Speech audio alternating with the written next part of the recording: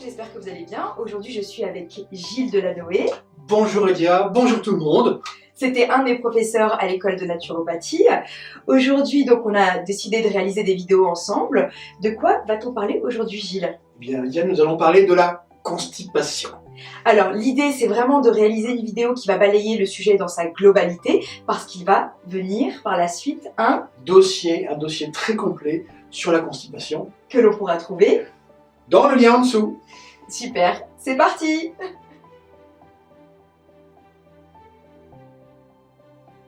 La plupart du temps, la constipation est dite fonctionnelle, c'est-à-dire qu'elle est en lien avec l'hygiène de vie de la personne. Par exemple, lorsque la personne n'apporte pas suffisamment de fruits et légumes dans son alimentation, mais également lorsqu'elle manque d'hydratation et également si elle manque d'activité physique. Mais dans environ 20% des cas, la constipation est dite organique, c'est-à-dire qu'elle est la conséquence d'une pathologie. Cela peut être le cas si l'on souffre de problèmes de thyroïde, problèmes de diabète ou si la personne souffre d'un problème de mégacolon. La constipation peut être également la conséquence de la prise de certains médicaments, je pense notamment à ceux de la famille des opiacés.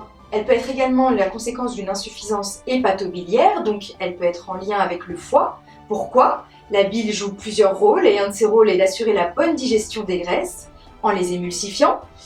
Et bon, elles vont permettre de lubrifier le bol fécal. De ce fait, si on manque de bile, il y a un ralentissement du transit car la progression du bol fécal est ralentie.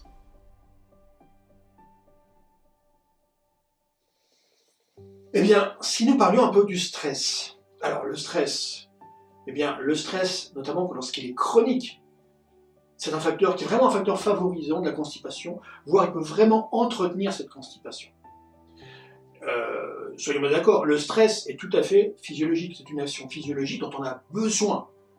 Le stress est là pour nous permettre de faire face à des difficultés, des problèmes, de pouvoir les résoudre, et ensuite le problème disparaît avec le stress.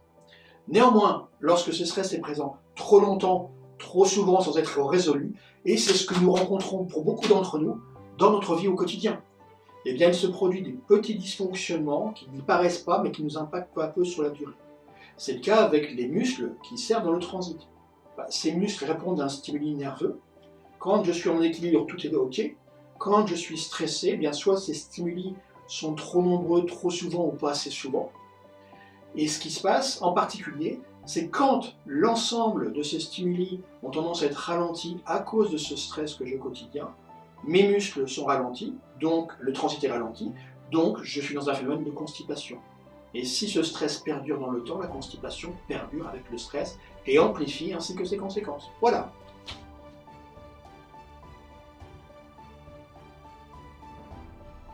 Lorsque l'on souffre de constipation et que l'on utilise régulièrement des laxatifs, et que cela entre dans une habitude de vie, à force, l'effet obtenu devient contraire à celui escompté. Parce qu'on va rentrer dans un engrenage qui va favoriser la constipation. Et d'ailleurs, quand on tombe dans l'usage trop régulier des laxatifs, en aucun cas, cela va résoudre le problème à l'origine. Les laxatifs agissent comme une béquille pour les intestins, ce qui à force peut les rendre paresseux déjà d'une, et créer également une accoutumance. Il existe différents types de laxatifs qui vont agir différemment sur le problème de la constipation.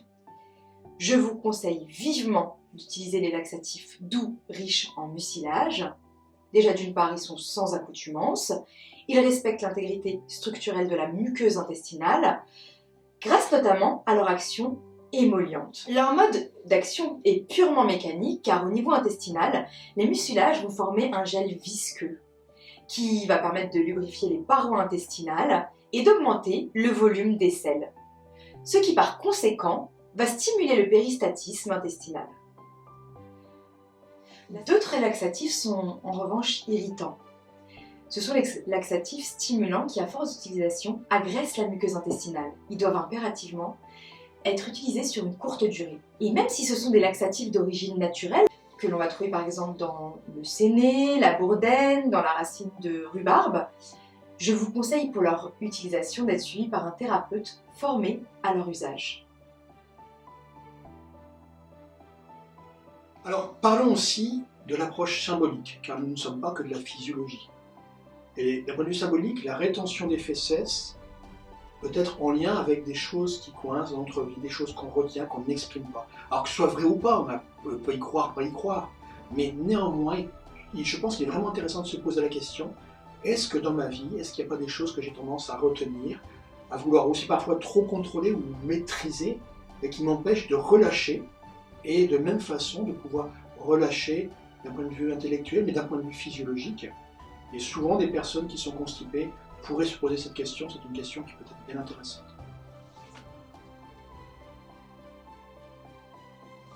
Une personne est dite constipée lorsque l'émission des selles se raréfie, jusqu'à moins de 3 par semaine.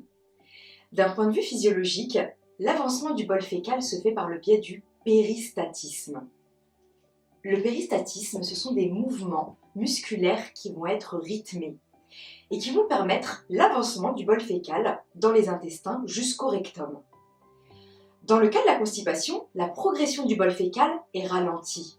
Pour ce qui est de l'aspect des selles, comme je disais, elles sont souvent déshydratées, dures, et elles s'accompagnent parfois de difficultés d'évacuation, avec un sentiment d'une défécation qui ne va pas être complète. La constipation s'accompagne souvent d'inconfort, de ballonnements et de spasmes intestinaux. La personne peut également souffrir de saignements anal, causés par une défécation qui va être difficile. Quand la personne arrive à ce niveau-là, il est important d'aller consulter un gastro-entérologue. Alors, dans toutes les médecines traditionnelles, dont la naturopathie fait partie, un problème aigu, s'il n'est pas grave, bien entendu, n'a pas forcément des conséquences importantes, majeures, mais lorsqu'il devient chronique, il peut avoir des impacts physiologiques et psychologiques qui, notamment dans cette durée, peuvent amener des dysfonctionnements, voire carrément à des maladies. Et en l'occurrence, les dysfonctionnements qui sont liés avec la constipation sont d'abord locaux, c'est une évidence, c'est au niveau du ventre que ça se passe. Il faut bien comprendre qu'au niveau du ralentissement du bol fécal, certaines bactéries de notre microbiote intestinal vont continuer à se nourrir du bol fécal et en conséquence produire des gaz en excès qui vont modifier l'environnement et en l'occurrence le pH. Les conséquences de ce pH modifié, ça va être ce qu'on appelle une dysbiose, donc un déséquilibre de ce microbiote intestinal. Ce déséquilibre lui-même va produire des problématiques avec notamment des toxines que l'organisme va réabsorber de manière plus intensive à cause de ce ralentissement. Donc votre foie va avoir beaucoup plus de toxines à gérer et en étant plus chargé, effectivement, il va augmenter les difficultés hépatiques et en même temps provoquer de l'inflammation aussi bien au niveau osteoarticulaire que par exemple au niveau cutané. Et donc on peut constater que les conséquences d'une constipation chronique sur la durée peuvent avoir des conséquences multiples qui peuvent aller de la migraine en passant par des problèmes cutanés tels que de l'eczéma, ça peut même toucher le système osteoarticulaire comme je l'ai évoqué. Et comme vous pouvez vous en douter, chaque manifestation va dépendre de chaque personne, de la physiologie de chacun. Et donc elles sont à prendre en compte dans l'impact que peut avoir la constipation sur le long terme. Comme vous avez pu le constater, l'origine de la constipation peut être diverse et variée.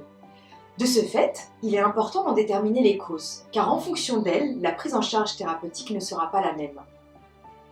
Mais si on souffre de constipation de manière chronique, il est important d'avoir une consultation médicale.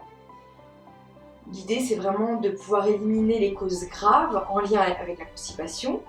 Et si on souffre également d'une constipation soudaine, avec un accompagnement de sang dans les selles, n'hésitez vraiment pas à aller consulter un médecin en urgence afin de déceler tout risque grave.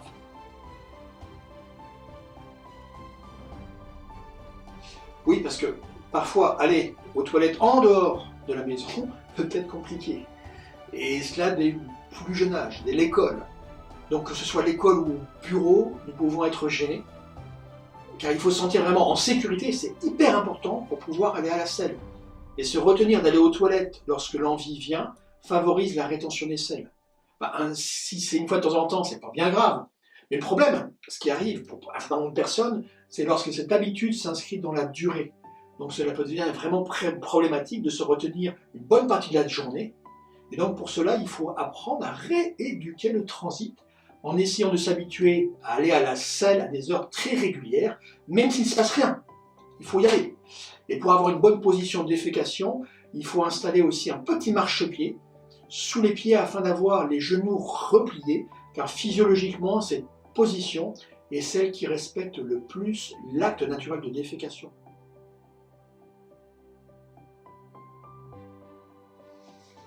Et oui, comme disait Gilles, il faut se sentir en sécurité pour aller à la selle. Mais il y a également la notion d'hygiène alimentaire. Aujourd'hui, parce qu'on n'a plus le temps de prendre le temps de manger, parce qu'on mange en toute vitesse, parce qu'on bâcle l'étape de la mastication, eh bien, notre digestion est ralentie.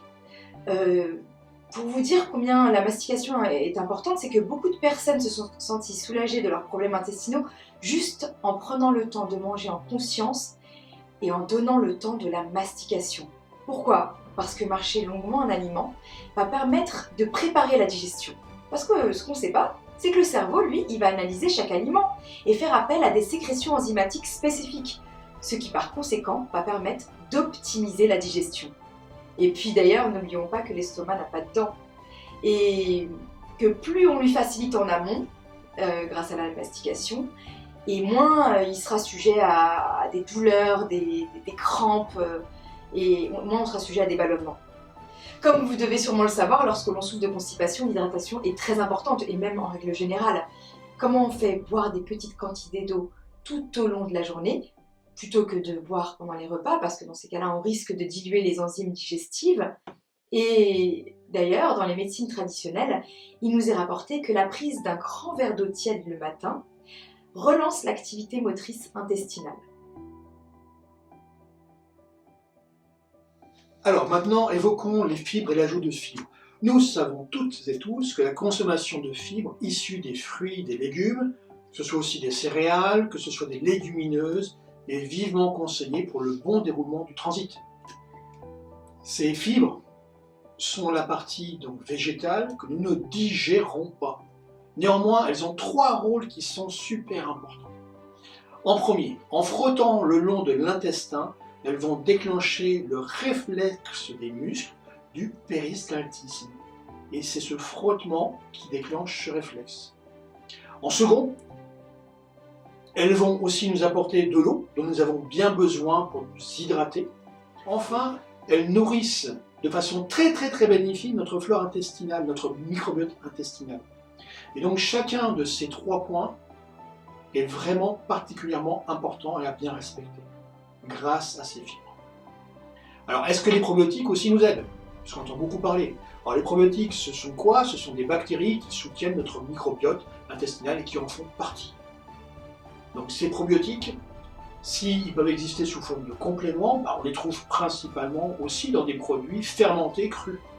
Alors les probiotiques, ce sont des micro-organismes vivants, il faut bien être clair, qui vont avoir 1001 actions bénéfiques sur notre santé. Et pour ce qui nous intéresse, en l'occurrence, notre transit. Et où va-t-on trouver ces précieux micro-organismes ? Je bouge dans mon 1000, on va les trouver dans les légumes lacto-fermentés. Je parle maison, donc les courges, les courgettes, les radis, mais également dans des légumes feuilles, comme le chou qui seront lacto-fermentés, et la choucroute par exemple. On va en trouver également dans les produits à boire, tels que le kéfir, le kombucha, mais aussi dans le miso par exemple. Et nous vous montrerons dans le dossier plus complet comment bien les choisir ou bien les acheter, parce qu'on peut les acheter, voir aussi comment tout à fait bien les préparer à la maison. En dernier, vous avez peut-être entendu parler des prébiotiques. Eh bien les prébiotiques, en grande majorité, finalement ce sont quoi ? Ce sont les fameuses fibres dont nous avons déjà parlé auparavant. Alors effectivement, je ne vais pas en parler plus en avant. Notre système digestif est mis à rude épreuve entre le stress, les mauvaises habitudes alimentaires, les mauvaises associations alimentaires. On ne laisse plus le temps au système digestif de se reposer, donc de se régénérer. Si on souffre de constipation, réaliser une monodiète peut être très bénéfique pour le système digestif et pour tout l'organisme d'ailleurs. En quoi consiste une monodiète ? Une monodiète consiste à s'alimenter d'un aliment pendant une période définie, par exemple un soir, une demi-journée, voire une journée ou plus. Le choix de l'aliment va être en fonction de la période saisonnière, mais également en fonction de l'action recherchée. Pour la constipation, on peut faire des monodiètes de pommes douces, de soupe de légumes, de jus de légumes.